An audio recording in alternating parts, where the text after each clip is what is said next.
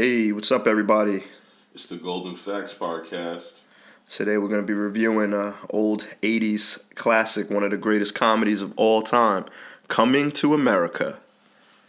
It is, in my eyes, probably one of in all my movies, top five in all my movies. In comedies, it's probably one or two. It's definitely one of the most rewatchable movies of all time as well. Very true. You could just hop in. Anytime it's on TV, you could just hop in at any part and be like, okay, I'm in on this. Yeah, there's a lot of little hidden parts that you don't see when you. I mean, it's a movie that you gotta literally watch about 5 or 6 times because there's a lot going on in the background. Little things they say, little things they do. How many intricate parts there are during the whole entire movie. So basically, just to go into the Wikipedia of the movie, Coming to America is a 1988 romantic comedy film directed by John Landis and based on a story originally created by Eddie Murphy, who also stars in the movie. Movie also has Arsenio Hall, James Earl Jones, Shari Headley, and John Amos. Film was released in the United States on June 29th, 1988. When the movie came out, I wasn't old enough to really watch it. The first time I really absorbed it and got the funny of it, I probably had to have been like 12 or 13 before I found out like what was really funny about it. But even just the way they did the movie, Arsenio Hall was not.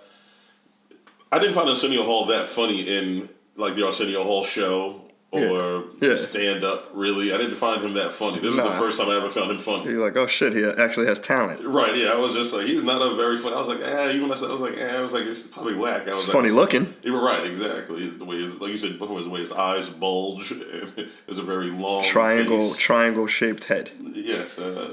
Looks like the instrument. Yeah, he looks like the instrument. He looks like another character I can't think of, like Gumby or something like that. Something. He's definitely a strange looking guy. But when you hang out with Eddie Murphy during the 80s, you're going to get a lot of girls. So I'm sure he probably did very well for himself. Oh, listen, there's no doubt about it. I'm pretty sure that he has zero complaints in his life other than his show being canceled. But I love the way that was a conspiracy. Even the way the movie starts off with a full orchestra coming to his bedroom and playing like a very soothed, calming, just little sonnet for him to wake up to. Doesn't even realize it's birthday. He wakes up and goes, "Oh, it is my birthday." But imagine that. Your life is so good. There's no worries. Every day's your birthday. Yeah. You know what I mean? Like, it doesn't matter. That's very true. And then he has his own personal bodyguard / wingman. Oha. Oha is a monster. You know what I mean? I guess he's like the family consultant for everything. Yeah. And great singer, beautiful falsetto. And he pretty much just makes sure Eddie, when he wakes up, well, not even Eddie. He's like the director of everything. He's like the personal assistant of the family / bodyguard. But just imagine, like, the way they did it, though, you wake up every day, a different person brushes your teeth, wipes your lips, helps you gargle. Cleans your penis. You have 3 girls wash you, you know what I mean? It's all completely normal. A very normal lifestyle. The richest of the rich, it'd be hard for them to live like that. You know what I mean? It's just, it's so outlandish. But I do love it. My thing, I just never understood in the movie is, okay, Simi comes and interrupts their breakfast, says he's going to take him for his morning workout. They leave in polo stuff, and then the next thing you know, they're fucking staff fighting in like little black outfits. So where the polo stuff go? They take horses over there, then change? I feel like they let time a little bit lapse by. You just assume they went and did some polo, come back, pick up the bow staffs, and continue on with his training, you know? One of the best backflips I've ever seen in cinema. I mean, it's crisp, pure. And one of the worst, like, if I'm Arsenio, I was like, I'm going to go with the halter top, half top. Those are big in the 80s. Just like Look at Mariah. I mean, not Mariah. Miami Hurricanes used to love. Michael Irvin was loving having his stomach out. Yeah, that's totally different. And the kids though. today like it. Look at Ezekiel Elliott. But athletes different. I can't put Arsenio. Hey, it was staff fighting, bro. It's an athletic sport. Let me hit you in your shin with a fucking staff. See how you like it. Well, that thin vest wasn't going to do anything to protect. I'll tell you that much. You got to build up your tolerance. You got to take a staff to the ribs every now and then. Oh man. I love the fact that they have the wedding. So as they have his initial wedding, there was a guy selling like Prince of Zamunda teas. It's like dashikis with his face on it. Oh, they were all about the merch in Zamunda. Definitely were. I want to know what the hell the budget was for this movie because it looked like they paid a lot of money for this movie. I believe it was shot like on a Disney set. I'm pretty sure it was shot on a Disney set because the movie looks fantastic. Still to this day, it holds up. It definitely holds up. It definitely holds up. I love how even the costumes and stuff. They are like super extravagant. Yes, a lot of silk, very silk heavy. Yeah, but you go to the city right now. You'll catch the Jamaicans in this right now. The Africans in this right now in the city. Yeah, African garb really doesn't change that much. No, they kind of stuck to their traditions. It's not as big and bulky anymore. That's about it. Yeah, they slimmed it down a bit, but they had the anime get-ups here. Yeah, it's great choreography. Even the intro of the wedding, you got fucking dancers. You got people gyrating. I love the dance that they have to introduce. Was it Princess Amani?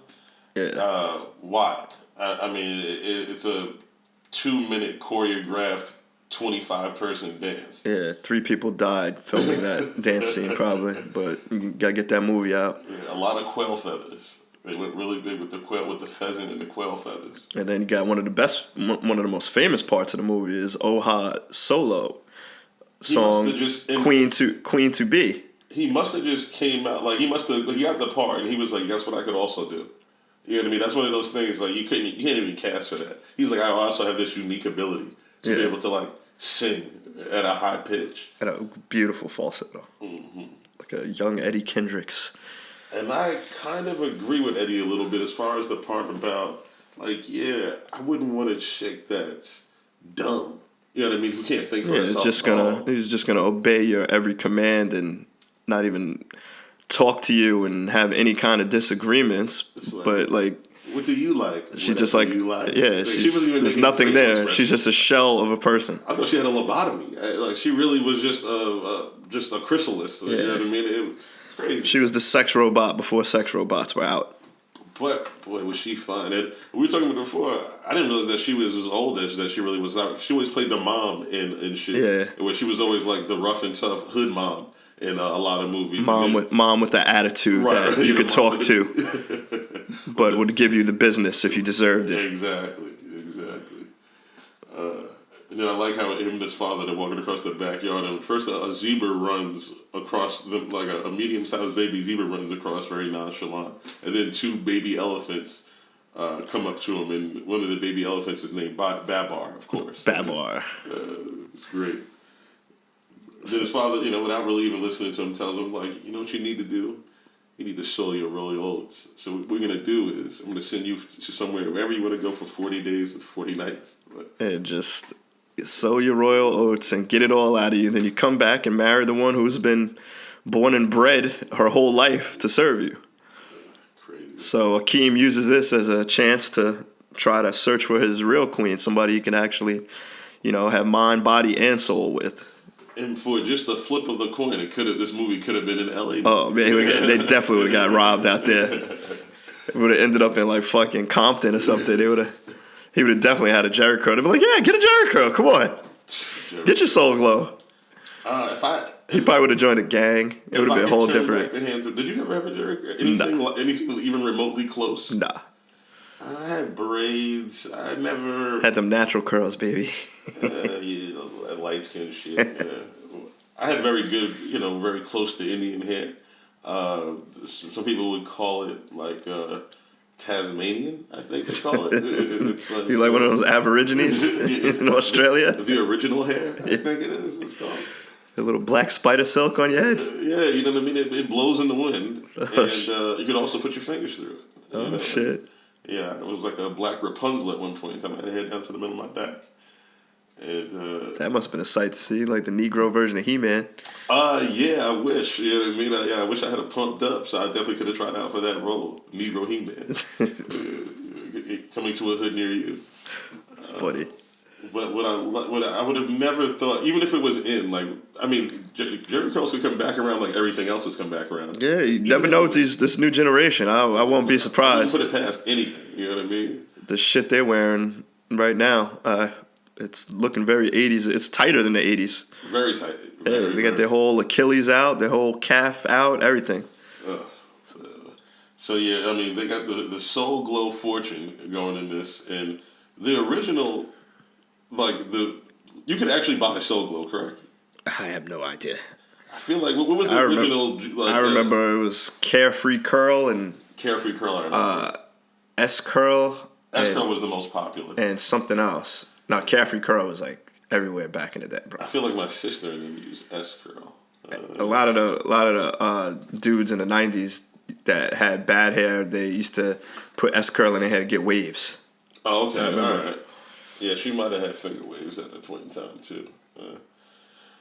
But it was very, the way they popularized in this movie, it kind of fit the time of like how guys' image were about. If they had the Jerry curls, and like you had the Jerry curls, or you had like one of three natural haircuts. Yep.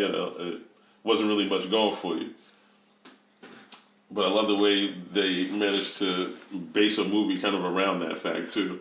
And Eddie, no matter how famous he got, Eddie stayed with the baby afro like the whole time, all through the 80s. You never saw him with any crazy hairdos. You saw him with a little high top in the 90s, but all through the 80s, he pretty much had the same basic shit. He had like the little afro shag, little Kobe Bryant baby fro. And I think that him keeping it natural like that, I feel like that dialogue was put in the movie. Like, keep it natural, bro. More kids keep it natural. I feel like that was Eddie speaking right there. He definitely had some input. I could buy that. Arsenio kind of kept his same throughout his whole. There's not much you could do with a triangle head.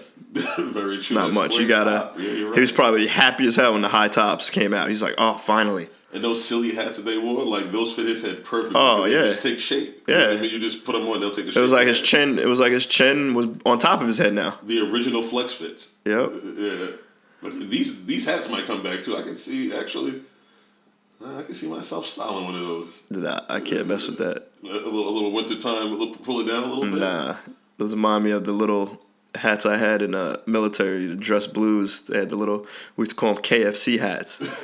I used to hate that shit. Shit had me looking crazy. I'm talking about a princely wool one though. It's still the same shape as the military hat, but those things are hard to keep on your head. And you have to have them at a certain angle. Yeah. Or you get in trouble. But so they moved to Queens. Akeem wants to live in a humble apartment.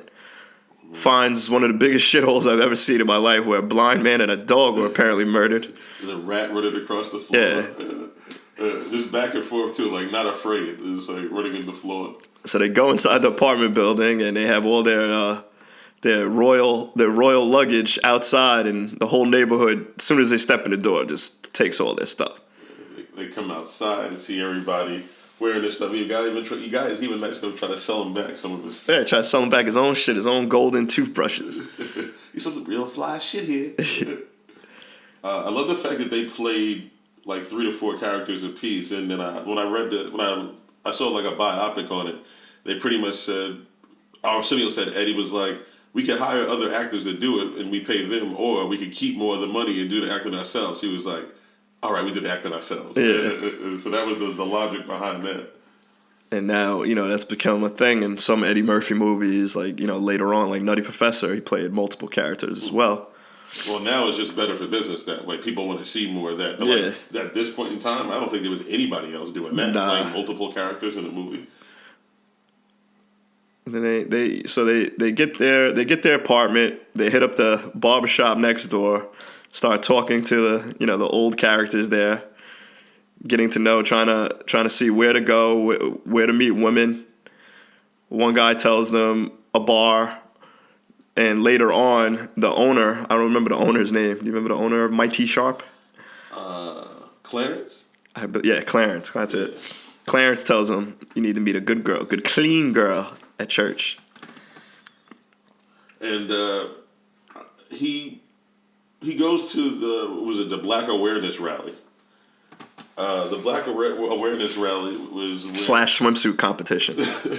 slash swimsuit competition, and they even had, which would have been the local McDonald's, McDowell's, but I mean, it was It's not the Golden Arches. It's the Golden Arcs. Yeah, there was a local fast food business there, and he likes the owner's Cleo's daughter, Lisa, right off the bat.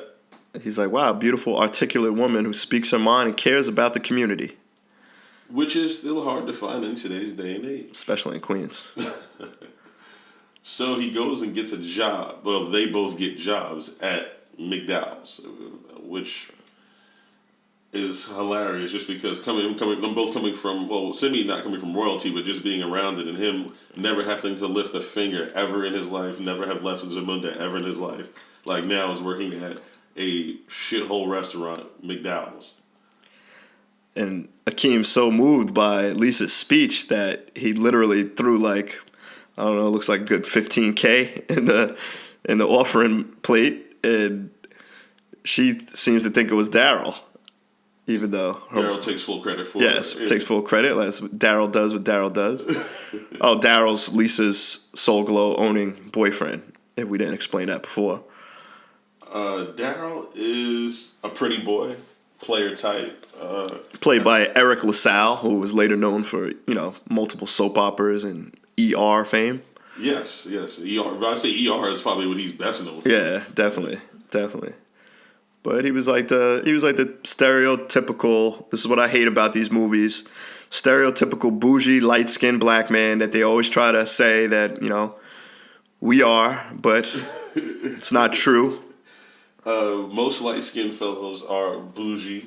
They Definitely think they're not. better than the average darker black skin. Definitely and, not. I've dealt with that type of racism in my life from like. Just because I pledged Gamma Phi Gamma in college doesn't mean I'm Big Brother Almighty. Okay? So Akeem gets the job there, is trying to do his best to woo her, and he even buys her a set of $500,000 ruby earrings. Something light, Just to, hey, from an admirer, not Daryl. And she did not really smitten one way or the other by that. I don't think that's really what did it for Lisa. Yeah, that doesn't move her because she's been, she has money. Yeah, she has money. She lives in Jamaica Estates. Dad's a local businessman, so she has pretty much everything she needs. Then she's got Soul Glow Boy buying her stuff left and right, taking her to games and this, that, and the third. And he's a little cheap though in the low. Like even the whole movie, he comes off as a very cheap guy. Yeah. Even when he offers her later in the movie, he asks her, I can get you anything you want. And he was like, can I get you coffee? Like, I got everything in the world. Like, you told her you wanted to quit a job, but yet your offer is a coffee. He's like, you got to come better than that. His parents probably put him on a little Soul Glow allowance or something. I don't know. I mean, but listen, right? Are those take-home weave kits really taking off the way he said, or? I think they are. I don't know. I feel like the Jerry curl was on his way out in this movie. I feel like there was only a couple more years left. I mean, but I like the fact that, like... On the East Coast, at least. Right. West Coast, they kept that shit going to like 9-6. It's still... when Ice Cube cut his Jerry curl off, I remember in the first video he came out with, I was like, whoa. Yeah, it was crazy. Like, all of a sudden, Ice Cube, the king of the Jerry curls, was just rocking a, low cut, like, baby fro with the sides cut. Check yourself video. I was like, whoa. I don't remember him before not having that. Was that his original do? Or do you remember Ice Cube having a do? Jerry curl? No, before something before the Jerry curl. No. He always had the Jerry curl, right? From day one he came out with NWA, it was Jerry curl up. And then it was like, today was a good day. We were like, oh shit. Right. Guess the Jerry curl's done. That was the day the Jerry curl died to me. So Daryl even offers, he doesn't offer, but he has 4 tickets to the St. John's game because he has it like that. He takes St. John's is popping at this time, by the way. Like, it's coming off like probably Mark Jackson, Chris Mullin, like right after that little era of their little renaissance. The Red Storm were alive and well. They were see back then they weren't even the Red Storm. They were the Red Men. They switched it back when probably the mid '90s Felipe Lopez era. Okay, yeah, that's news to me. When they go to the game, though, a couple of loyal Zamundan internationals decide that they spot him. They spot him on the restroom line. And it's like I've seen that before, though. Like when guys see like Prince Harry, and like all of a sudden he like walks into a place and it's just like, oh my God! It's been like some people have that type of national pride towards like even the son of. You know what I mean? But I never think like the Obama girls, even when he was in president, like got it. Like that. It's different like that. You know what I mean? In America and these other countries where there's obviously poor people and rich people out here, but the gap is much higher in other countries. Mm-hmm. So when like somebody who, is so much like lower than royalty, literal royalty, people on your fucking money, you see them just on a bathroom line in America, you're like, what the fuck? It's like, Prince, it is really you. He said, I'm a loyal citizen of Zamunda. So he's just bowing to him. He asks his friend to take a picture of him. Very awkward. Lisa and Daryl going to the restroom. They see these people bowing and taking a picture, and they go, what was that about? And he goes, just some people I met in the bathroom. And he goes with that very awkward stare. He just stares off and walks away. He just keeps it moving.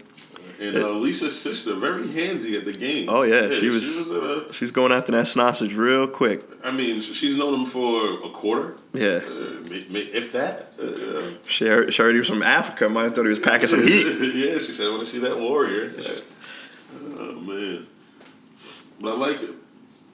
I like how they built up the relationship between Akeem and Lisa, where it wasn't just, love at first sight for her. It was organic. It was organic. He built it up. He got to know her. He had good conversation with her, thoughtful conversation. Daryl was just always basically just barking orders. Right, and it had to have turned on a little bit to see him kick a little ass when Samuel Jackson comes through with the single pump. To Rob McDowell's. Yeah, to Rob McDowell. Had Louis Anderson and Eric LaSalle shook. Louis putting the bag in money in the bag half-ass. Samuel Jackson looking like he looks today, relatively. I mean, nostrils just flaring. Little young Michael Ealy in the crowd. But he comes in and he tries to rob the place, hold up the place. Puts a shot in the air, shoots the ceiling. Simi's peeping because he sees that Akeem is getting ready. He's unscrewing the mop handle. And it's right back to that staff training at the beginning of the movie. It all comes back full circle. But he even has the wherewithal to tell Lisa, like, hold on, excuse me for a minute, I gotta go handle this. Like, and then Samuel Jackson lets him get way too close. Yeah. He shouldn't have been able to walk up. Real life, Akeem would have caught a hot one in the chest. Definitely would have blew his top off. Yeah. Like, there's no way he should be within both. And he has an aggressive stick with him that you could just tell, like, he's gonna try to do something. Yep. So he hits him with the staff sweep, flips him over. Simi hops over the counter and pumps a fucking shot. Let him know he's not playing the games. Meanwhile, all the light-skinned characters are cringing to their lives. Scared and shit. Yeah, every light-skinned character was afraid of the life, Yeah, I guess so. Maybe if I was there, shit could have been a little different. So I'm known as not one to scare very easy. So, Mr. McDowell... I probably would have got shot. I would have crouched down with the other light skins. I'm like, it's not my store. Let them take it. I would have been sitting and eating. I'm usually a drive-through guy if I do eat fast food. Anyway, I wouldn't have been inside the restaurant for starters. About hanging out. It's cold outside too. Hanging out with the poors. Let's get out and sit in McDonald's. Like, what? No. Oh, man. So McDowell comes out to thank them as they're taking out the trash after they've stopped a attempted robbery. They're outside taking out the trash, and Mr. McDowell wants to come out and thank them. And to show his gratitude, he then offers them Basically, like bartending / waiter gig for a party that he's having at his house. Slash valet / Yeah, server. basically, he's reinstating slavery. He's like, you guys are African, so whatever. You guys are gonna work hard. He told him in 20 or 30 years, maybe you could have a place like this. Yeah, he said in 20, 30 years, you could have a house just like this, Hakeem. He has an unnecessary railroad track shot machine for a half bar. Yeah. Makes 0 sense for that. Yeah, Mr. McDowell's an interesting guy. Good old Cleo. Yeah, he will. He's the type of guy, like, he's every chick's stepdad that tried to, like, talk shit to you a little bit. Yeah, very stocky, aggressive guy. Right. Looks like back in the day played a little football. Right. Try to keep it a little too real. Every now and then he'll get drunk and get in a 3-point stance and try to show you what he did back in the 70s. You see that trophy up there? You want to know how I won that? It was all city. So he makes an impromptu announcement at the party. Well, Daryl really, unbeknownst to Lisa what was going on, but she felt like something was going on. Daryl really played the game fast and loose. He was in a good spot. I mean, I don't understand why you would go off the rails like this and just, like... Well, he was putting pressure on her. He was putting pressure on her already. I don't want you working here. I don't want you doing this. He basically wanted a housewife. He just basically wanted somebody to stay home and just be a homemaker. And she wanted to speak her mind, and she wanted to be a professional woman. She didn't want to. I don't know. Listen, he didn't want some chick that might eventually go away to Greenpeace or something. Like, I get that. He was trying to hold it down, but he was in a good spot. It wasn't like they were on the rocks and he needed to make a power move. He was in a really good position, and then just out of nowhere, he has one cocktail talking to Akeem after he sees Akeem whoop a little ass, and all of a sudden he starts to build up some extra lights. Well, I feel like inside he probably felt like a little bitch a little bit, because the way he knows he just hid behind a garbage can. So, we've all come across people like this in life. You do something good, they try to outshine you. Right. So he felt like the attention was on Akeem a little bit too much. I could go with that. And then, okay, I got to do something spontaneous now. So here comes the impromptu engagement that she doesn't even fucking know about, that he says she already said yes to. I mean... There's people like this. I hate people like that, though. That's some pressure, boy. You think about how much you have to believe in yourself to put that. They're like, you know what? She's gonna go for it, no matter what. I don't even have a ring. Like, he doesn't even have a ring, so it's not even like he was like, oh baby, take this. So he did this all tonight. It's wild. In his mind, he's the best thing that ever happened to her, and he's got the father gassing him up every 2 seconds, saying how great he is, how great Soul Glow is, and. Then he gave him 2 tickets to the Jets game. But he also greases Mr. McDowell up all the time. Yeah, it's bad though. No normal person does that. You just see, but that to me, that's light skinned behavior. Shut the fuck up. That's the light skinned way. What's funny? You guys just think you rule the world. Yeah. Not all like that. The gold people are different. Those DeBarge boys. When Michael was dark skinned, he didn't touch anybody. Once he got light, boom, boom, bop. He had those Negro tendencies. His father, who was a brown, taught him the ways. So don't blame that on us. But I like, what I like. Never seen Ice-T touch anybody, have you? Ice-T was a pimp, totally different lifestyle. See, me and Ice-T got a lot in common. But I like what Hakeem did, though. He saw an opportunity, took it. Soon as right after that, he saw how mad Lisa was about that botched. Oh yeah, I came hot right in. Came out with champagne. Not even his either. This motherfucker just stole a bottle of champagne and went outside and had a date. Who was watching the bar? What is going on? He came outside with her. First, he went and got her jacket. Because he put her jacket around her when he came outside. So first he went and got her jacket, got the wine, got the champagne, 2 bottles. He had a nice little setup waiting to go. Yeah. There's 15 people inside, 20 people inside waiting for drinks. That was definitely smooth. Yeah, the bar's backed up right now. People are pissed off. But he's outside just making his move, just getting in there. Working on her mind. You know what? And now that I'm thinking about it, maybe Hakeem was the bad guy in all this, because he just dipped in on Daryl's girl. Daryl's having a good life. Daryl was having a good life. Came along. Right before Akeem came along, He was the like, man. real good. He was the man, and now he's got some fucking what he thinks is a goat herder, like a immigrant goat herder, has come in and is invading his relationship. He wants to build a wall in his relationship. This is horrible. Oh man, the guy just sweeps in.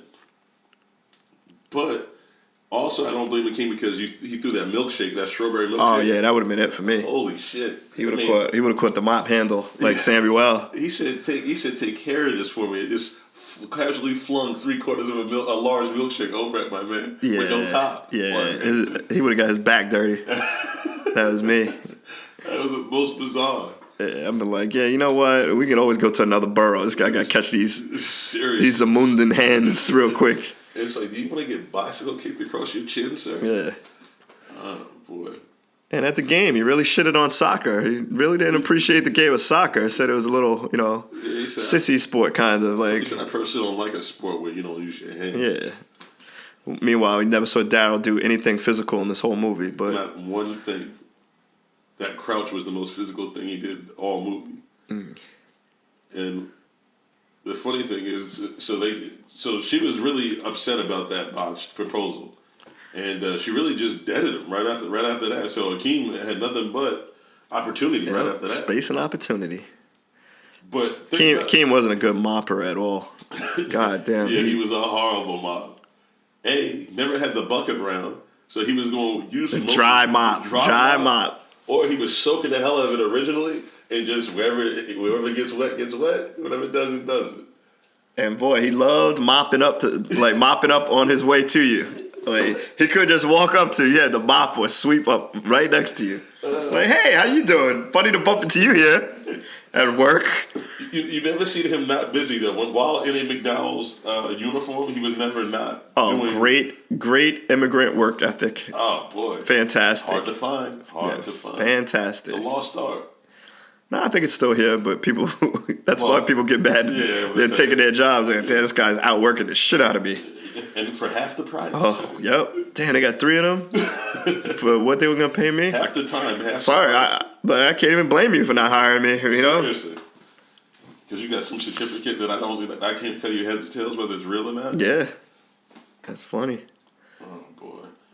So what I hate though is how quickly Lisa flip flopped as far as from the walk from the back door of McDowell's to the front. She invites him. She was vulnerable. But she invites him over to dinner. And she's like, he was being nice to her. He was there for her in a moment of weakness. She just got just bombarded with a huge surprise, ambushed for a life change. All of a sudden, I'm engaged, and you announce it to all our close family and friends. I mean, he was there with a champagne bottle. There's worse things in life than being engaged to the Prince of Soul Glow. I mean, is that really so bad? She had that good stuff. She didn't need it. She didn't need Soul Glow. She was like 80s hot light skinned girl. She was it. She was definitely 80s hot light skinned girl. Like very natural, not a lot of makeup. Had that that spazzy spunk. Yeah.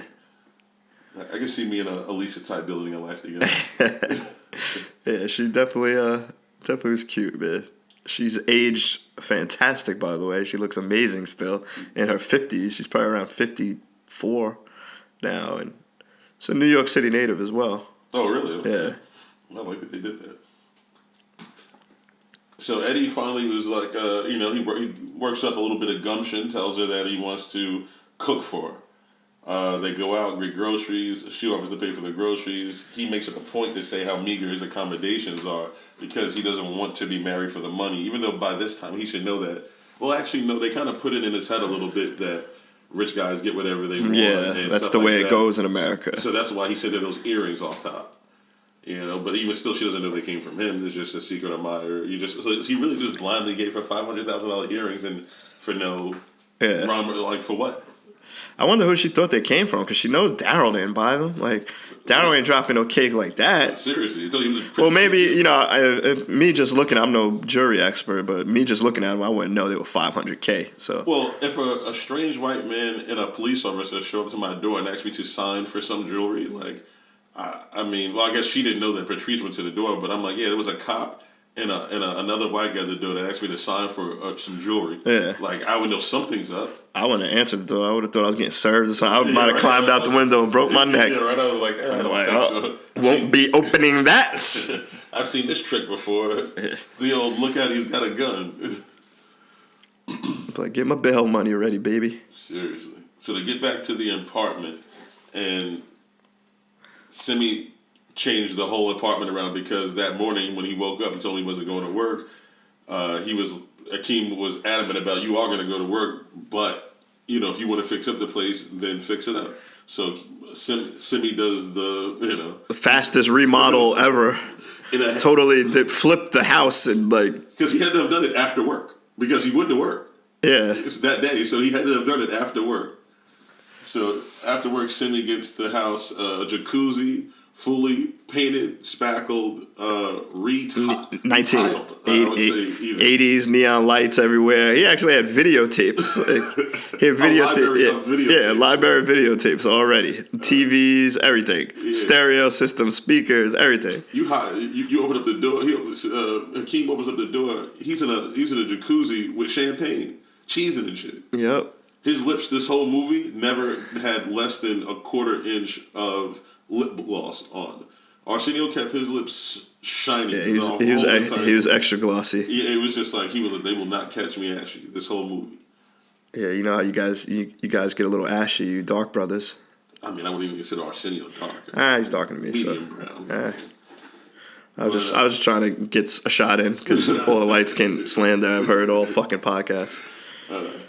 So Hakeem takes all of Simi's money and gives it to who it would be two bums who are actually Mortimer and I don't even remember the other guy's fucking name. But they were in Trading Places. They tied the two movies in. Director of this movie, John Landis, directed Trading Places as well, and a few other Eddie Murphy classics. But I'm not going to go into that. But I like what they did with that, though, because the end of Trading Places, they become broke, and Akeem just gives them $30K. Yeah, $30K light. Yeah. He tucks it into you can't just gave them a heavy knot of hundreds. Something that you could start your whole life over with. Yep. And then they probably bought some stock right away. And then even after she bought groceries, he's seemingly poor. They go out to what looks like a pretty nice restaurant. Yeah. I mean. And it just shows them at dessert. Lisa, Hakeem offers to pick up the bill. Lisa, she's like, you don't have to worry about it. It's not about money.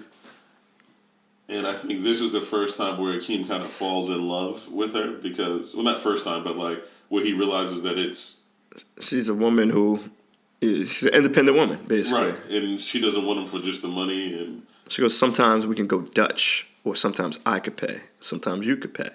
That's how it works here, Hakeem. I don't think she ever said that sometimes we could go Dutch. Nah. That's the look she gave, though. I read her eyes. Oh, okay. I mean, I don't see that. Yeah, then they slow dance. When I take women out, I don't see it in their eyes that they want to go Dutch.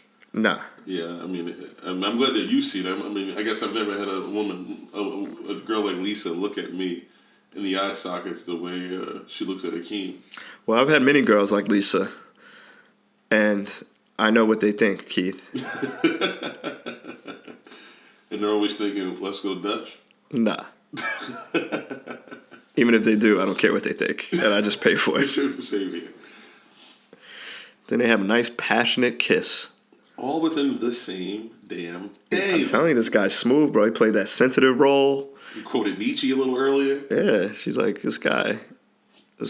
After spending all of the money on the remodel and then Hakeem taking $30K from him, Simi goes and sends a Western Union to Zamunda. King Jaffe Joffa and asks for originally $300,000, which would have been fine.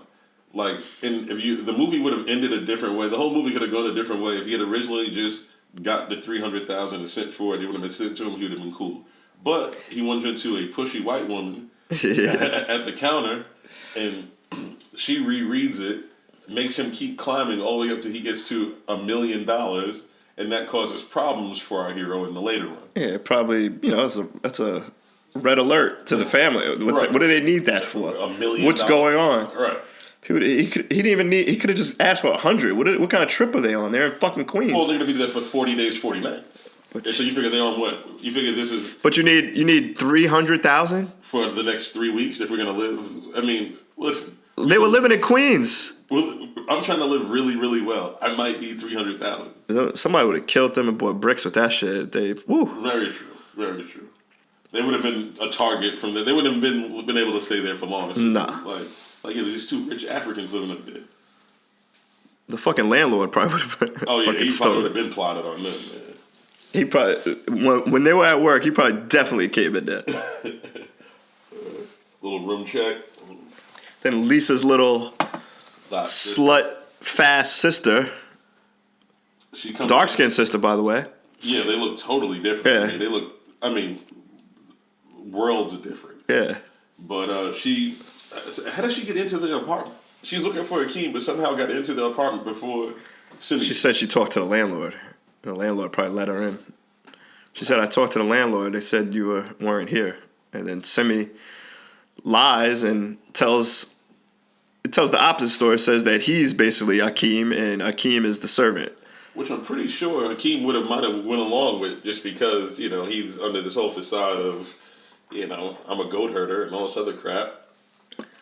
Could have came up with a better occupation back in Africa. And he could have came up with a better school. When they asked him what school he went to, he said the University of the United States.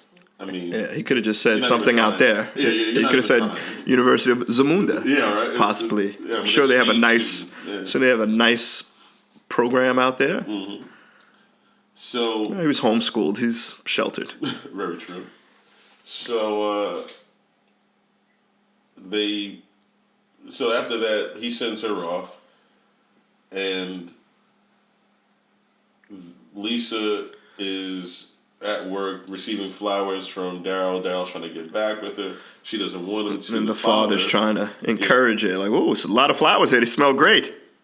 And he likes the fact that Daryl has money. You know what I mean? He wants his daughter to live well, which I get. Why would you not? Of course. What did he do? It's not like he hit her. He just, he did a weird thing, a very weird thing to propose. Well, not even propose, but to tell everybody that they're now at an engagement party. Yeah. Pretty wild. It's crazy.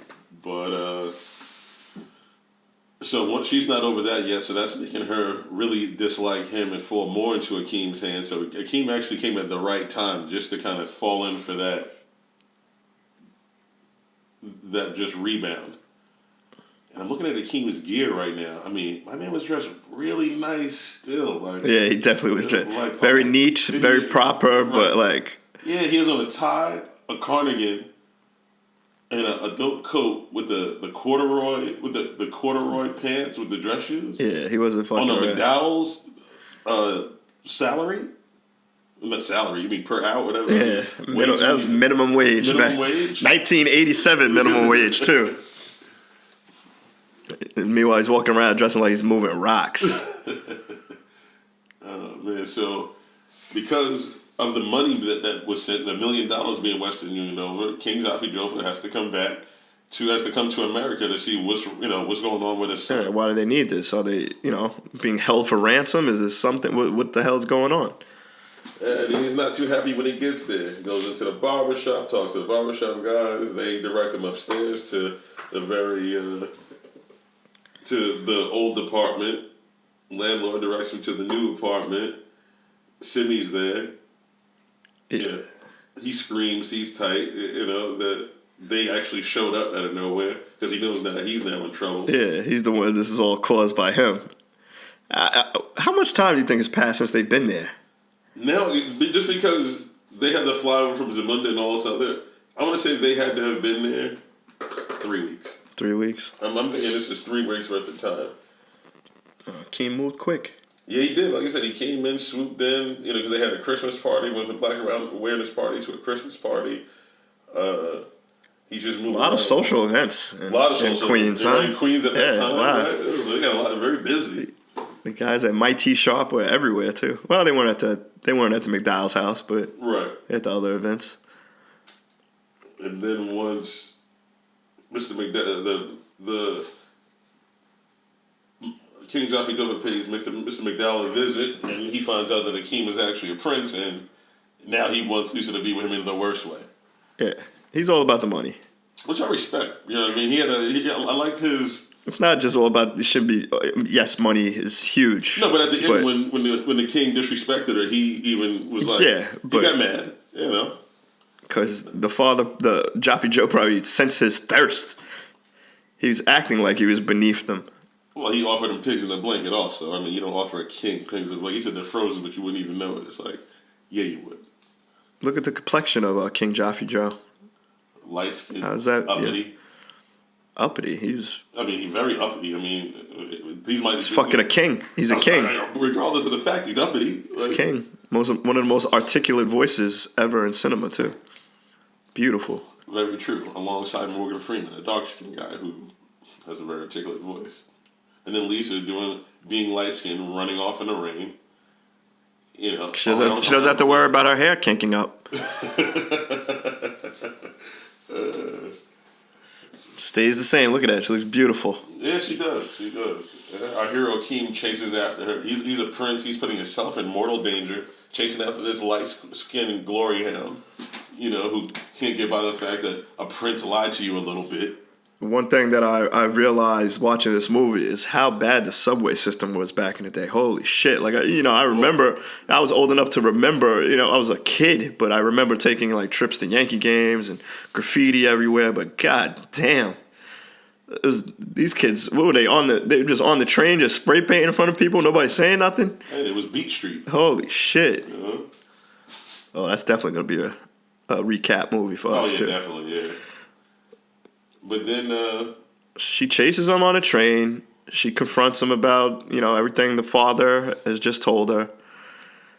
He admits to it. He said he wanted her to love him for him. She likes me for me. He says he'll renounce his whole kingdom for her if that's what he wants. And that's what ladies will make guys go through, though, even in real life. Like, you got to jump through all these. It's not like he cheated on her or something like that. Definitely not. He was trying to court you the correct way. He was trying to see if you were genuine. He wasn't trying to see if you were a gold digger. He wasn't fucking with no broke niggas. And he wanted to make sure that he was going to be her queen to be. Yes. To love and desire. To quench your royal fire. Disease free. That song. Completely free of infection. Yeah, overall. So she runs off. The movie, it's a cliffhanger. Right. She runs off. She said she can't. She said I can't. And she runs off the train. You don't know what's going on. You see everybody get in their nice little vehicles, getting ready to go back to Zamunda. Eddie has the window down. It's still fucking raining. He's sitting in there looking like he's about to kill himself when he gets back to Zamunda because he knows the woman that he loves doesn't want him.